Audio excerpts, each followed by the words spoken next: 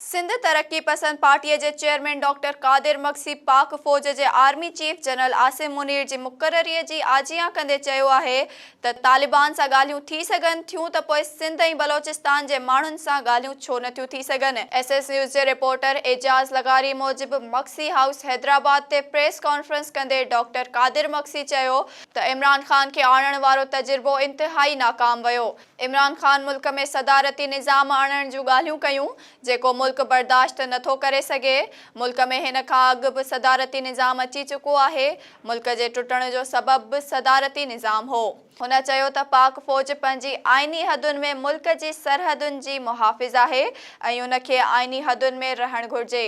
सिंध जी बका पाकिस्तान सां आहे। जेकॾहिं कंहिं सबबु पाकिस्तान टुटो त सभ खां वधीक नुक़सान सिंध जो थींदो। हुन PDM, नवाज़ लीग ऐं PP ते छूह छंडींदे चयो त PDM मुल्क जी अवाम खे मायूस कयो आहे। मुल्क जी हालत अॼु बि साॻी आहे। कादिर मक्सी जो चवणु हो त TV ते कुझु दानिश्वर ऐं एंकर पर्सन बिलावल भुट्टो ज़रदारी खे हीरो करे पेश करे रहिया आहिनि।